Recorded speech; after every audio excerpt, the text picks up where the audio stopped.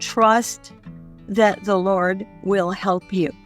It will not always be easy. There were days when, I didn't do well today, or this didn't work well. But if you are convicted and you believe that you need to homeschool your children, and I would highly encourage it, trust that the Lord will help you.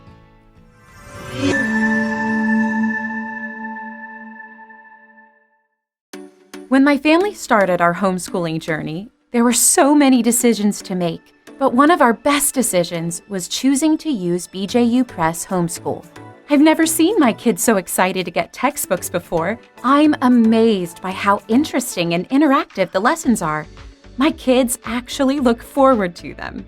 We use the online video lessons for all our courses, but I know some families choose to teach from the textbooks. What I love is that I can trust BJU Press to uphold our values. The Bible and biblical principles are woven throughout each subject. I'll admit, I was a bit nervous when I started homeschooling, but I've found a wonderful online community of other BJU Press homeschool families and consultants. The Homeschool Hub also makes my job easier. I can set up our schedules and rearrange them with just a few clicks. On the dashboard, I can see each of my kids' progress, and the assignments page shows me quickly what's ready for me to check or grade. I'm glad my son's biology assignments are automatically graded. BJU Press Homeschool has given us the tools and confidence to homeschool our children.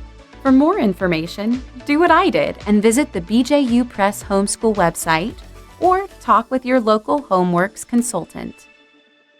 Hi, everybody, and welcome to the Zan Tyler podcast, where our goal is to help you thrive on your homeschooling journey.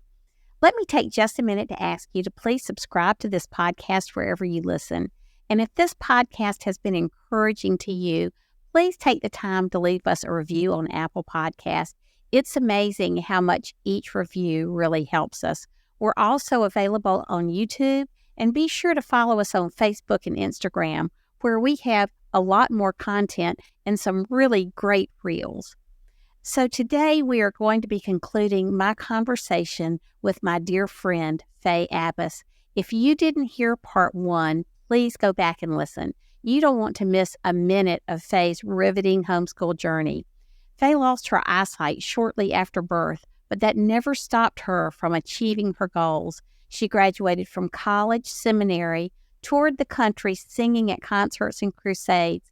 She eventually married and homeschooled both of her sons from kindergarten through high school.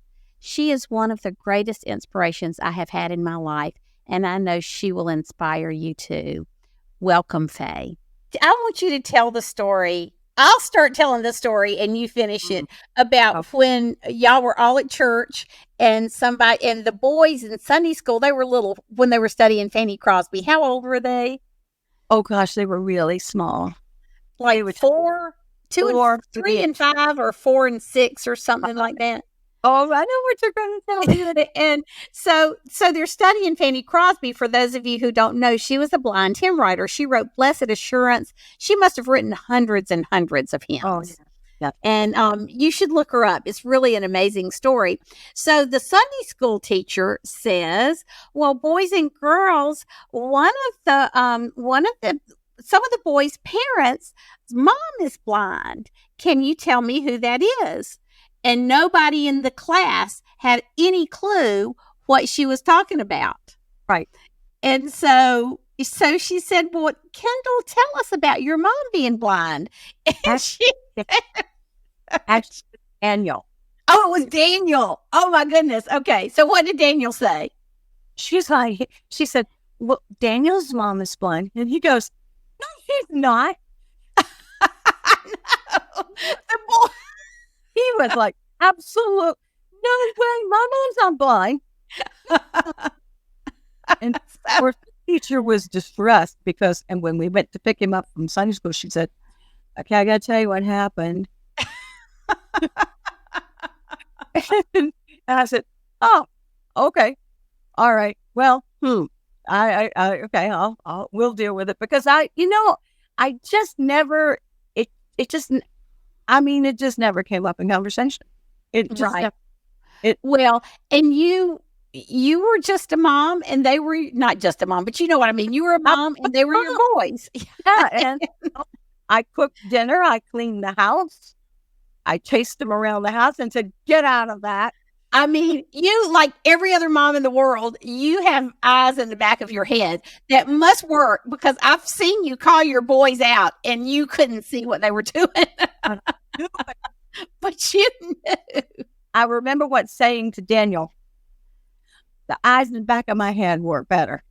And he came up, he pulled my hair and he's looking for my eyes. And I can't find them all. I said, "Oh, they're invisible." Okay, so Faye, you obviously just love your boys more than life. I do. They're wonderful. And so what some of us would look at your situation and see as this tremendous obstacle, because homeschooling is hard on the best days for most of us. You just kept plowing through. Because I believed it was the right thing. Mhm. I was convinced that was what the Lord wanted me to do. I didn't.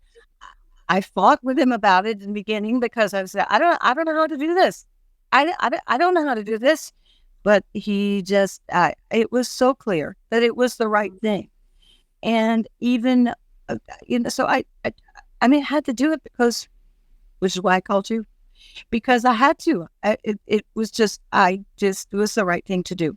And even as they got older and got into junior high and high school, and they did some college things at the local college. They did some courses, and our homeschool group was really, really good because we all taught the things that we could do. I did, like, example, because I could do that. There were people in our group who did, math because they were good at that, and we took advantage of those things and worked together. So it was just, I did what I knew I had to do. Because So I want to talk about this. As the boys got into high school, like a lot of people in the economy, Richard was laid off from his job. And so basically you became the breadwinner for the family. Pretty much, because I taught music, and he was in and out of work because he got laid off a lot. And so we just, we did what we could. And I was able to get some financial help because of my blindness. And that also allowed the boys to get some as well. So, but it certainly didn't pay the bills, but it helped. Right. And then, so you taught private voice and piano lessons. Piano. Yeah. And then you also were the musician for a couple of churches. Yes. Yeah. I've played in churches. Well, I'm forever. And played piano and sang on the worship teams and that sort of stuff. I'm still playing for my church. I'm on the team. Play piano for them. That's so this is kind of off the subject, but Faye, as we look, we can see your studio. And so tell us why you got set up on Zoom. So what did you do during COVID when you thought all your students would quit? I learned Zoom and FaceTime, and I learned Meet and whatever all this, because it's what you had to do. So you taught over Zoom. You taught piano to your kids over Zoom. I would not recommend it. It's really hard because as anybody knows, if you are using any of these platforms, there's a delay, which means that you cannot play with your student. You have to sing. You're going to be behind, or they're going to be behind. Somebody's going to be behind. So we did I sent a lot of files to them so they could sing with them. Karaoke works really well. I would make audio files if I needed to, but yeah, it did. But the other thing that's really nice about this house for me is, as you can see, I'm sitting in my studio, and it's this room is sort of a split level. So up in front of me, behind the camera, there's a raised area where the dining room table is. So when I needed to do social distancing, I would put students up there. There's a music stand up there, and the music stands everywhere. And so they could stand up there, and they got to pretend like they were on a stage, which was kind of fun. And I could be down here. Yeah. So yeah, you just work with it. I just kept going. And so I do all my teaching here. Okay, so I just want to say to everybody who's listening and viewing that we all get discouraged with homeschooling, but for me, Faye, you're just a visual example of God's grace because you you never even looked at them as obstacles. They were just things you had to overcome on your way to homeschooling your boys. And, so you didn't quit because you couldn't see. You didn't quit because you had to start becoming the breadwinner for the family. You just never quit. So tell us the best part of homeschooling for you. Tell us what kept you going. I think that the main thing really was I had the conviction it was the right thing for my children. And who else was going to do it? Mm. Now, some other people said, well, we could teach your kids this, we could do this. And later we did classes. But in the beginning, for example, someone suggested that I should use this program. I won't mention the name of it, but it was a very visual program. And they said, well, we could have our daughter, 10-year-old daughter, come over and teach your kids to read and write. And I was like, that's not happening. I'm their mom. It's my job. I just have to figure it out. And honestly, I give the Lord credit because the Lord put the conviction in my heart that it was the right thing. Mm-hmm. Because in the beginning, I was absolutely not going to do it. Mm-hmm. And yet God said, yes, you are. And I'm going to give you the ability to do it. I'm going to bring people into your life to help you. I'm going to help you figure it out. And so I think, and watching them be able to develop as they did and do the things that they find their strengths and the things that they wanted to do. And they are incredible.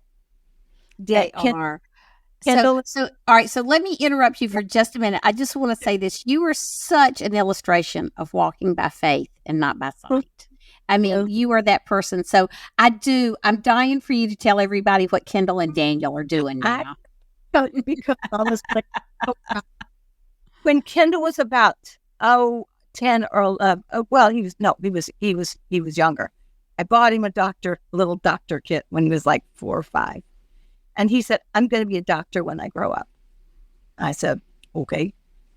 And when he was about 10 or 11, he got really into Legos and building all these elaborate things. And so maybe I'll be an architect, Mom. That lasted for a year. And then he said, no, Mom, I'm going to be a doctor. I said, okay, you can be a doctor. Daniel. So what is he doing today? He is a pediatrician.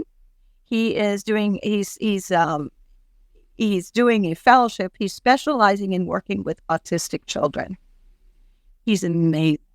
And to watch him with children will just, it brings tears to my eyes because even as a young boy, little kids would just gravitate to him.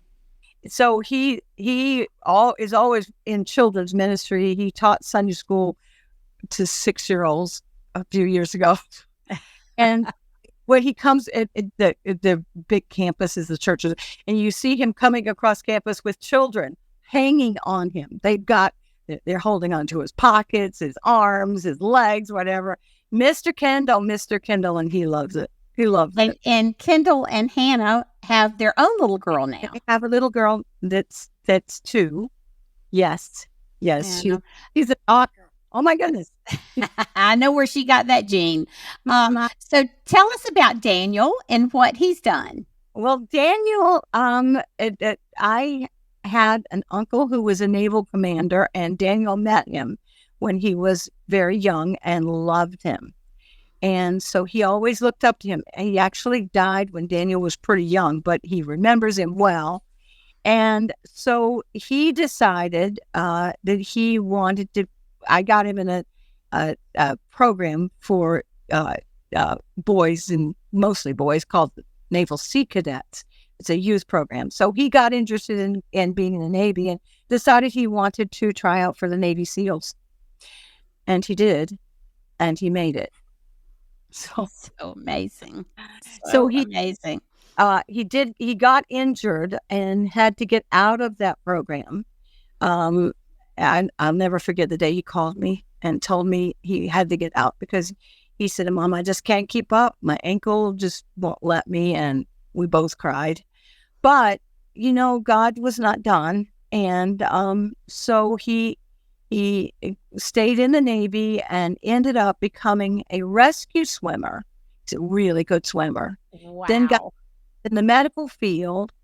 And when he got out, decided to go on to college and get a nursing degree.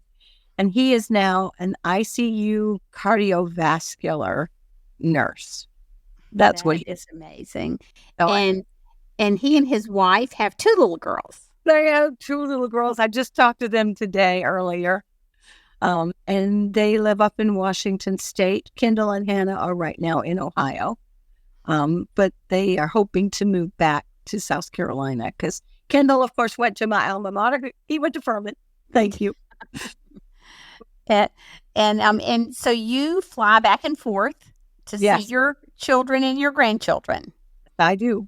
I went for about 3 weeks, and I made several stops with people that are special to me, including my beautiful children. So Faye, what are you doing now?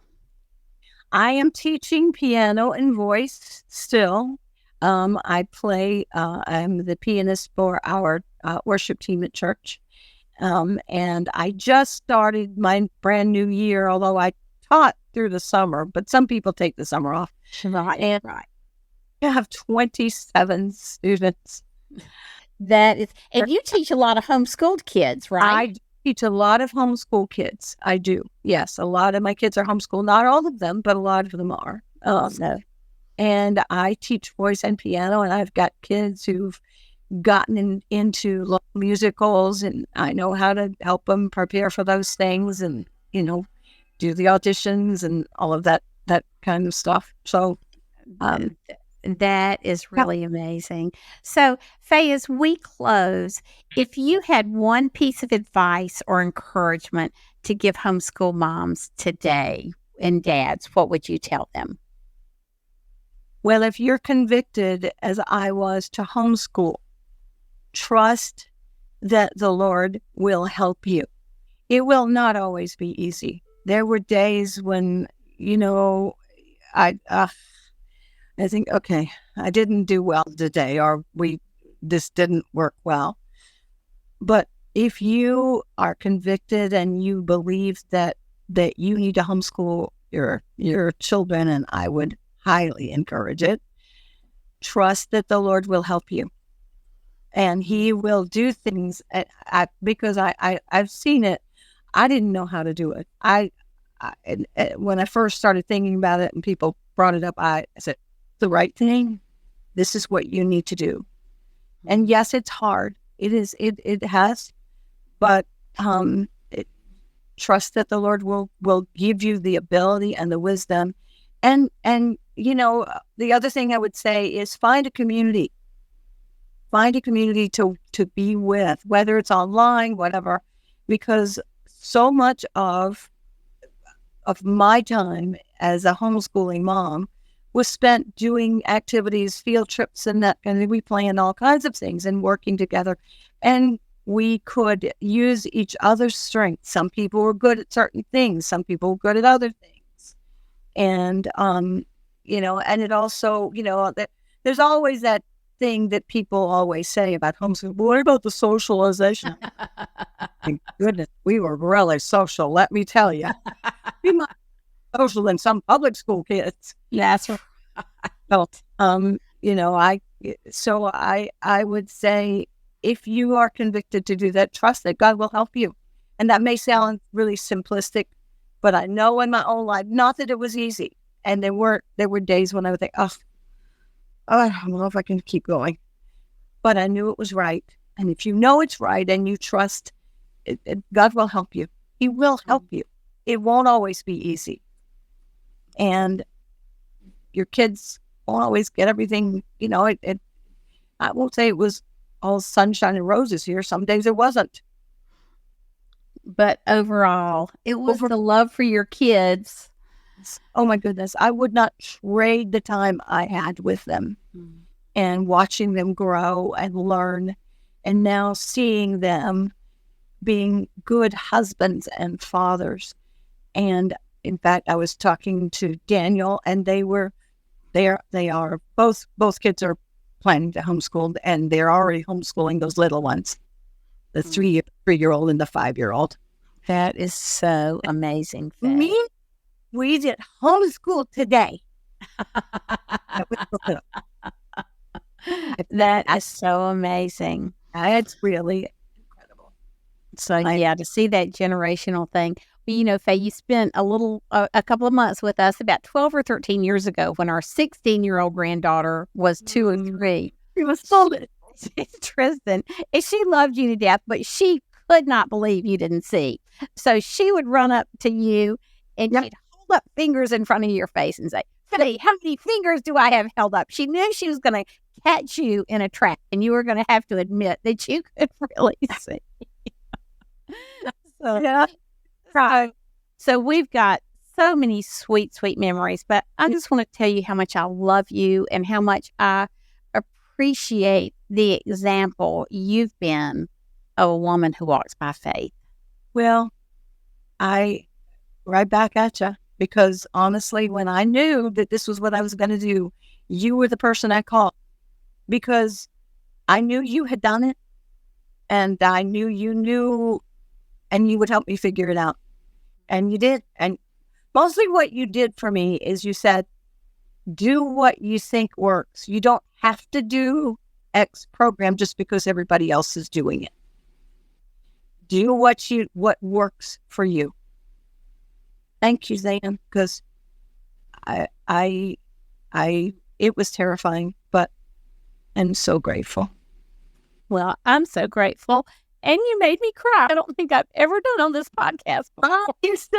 Now you're going to make me cry. Stop it. So Faye, if people wanted to reach out to you, is there a way that they can get in touch with you? I can, I certainly email. I mean, should I give that to you, or how would it be the best way to do that? Or do you want people to email me and I can send it to you? You and I don't have all answers, and I'm not saying that I do, but I can tell you that because I didn't think I could do it, and yet I felt the conviction to do it, and so God is the one who helped me to be able to do that, and I am grateful. And life's been hard. The last 10 years have been brutal, for me personally. But God is very, very faithful, and I'm grateful. So I just want to thank you all for being with us today at the Zan Tyler podcast. If you want to get in touch with me or Faye, you can do that at zantyler.com and just fill out one of the Connect with Zan forms, and I will put you in touch with Faye if you would like to contact her or hear from her or have her teach your kids piano or voice or sing at your church or just any of the things you might need Faye for, or just want to talk to her for encouragement. So you can reach us there. And as always, I want to thank our sponsor, BJU Press, Homeschool, for all they've done for homeschool families, for me, for Faye, and what they've done for the community at large. So tell BJU Press, tell them that somebody there, please tell them thank you. I will do that. I will do that. I couldn't have done it without them, or it would have not been as easy. Right. That's right. Well, I sure will. And thank you all for being with us today. And until next time, see you later. Bye. Bye.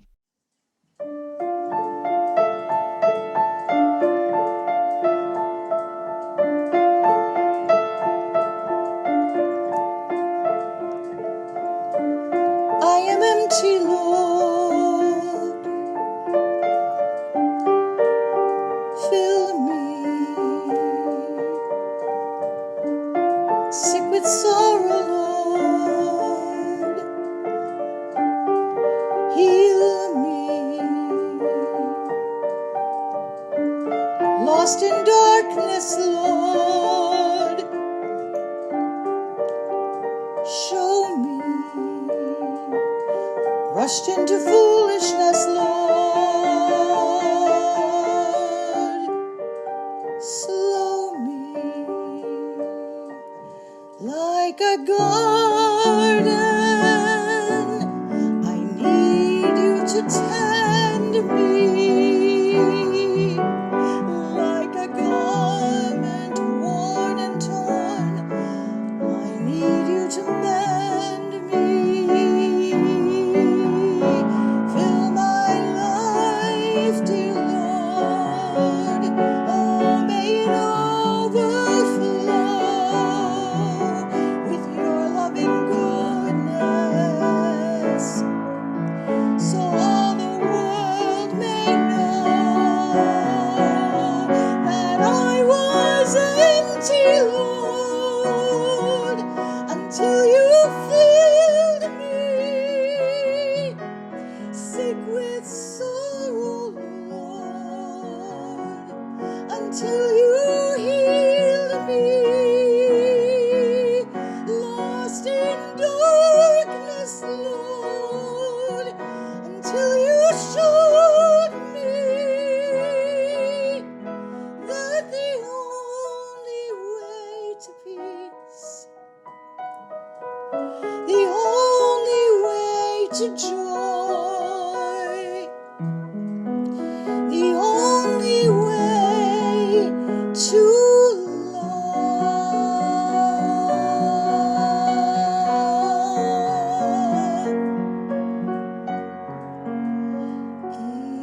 is to know you.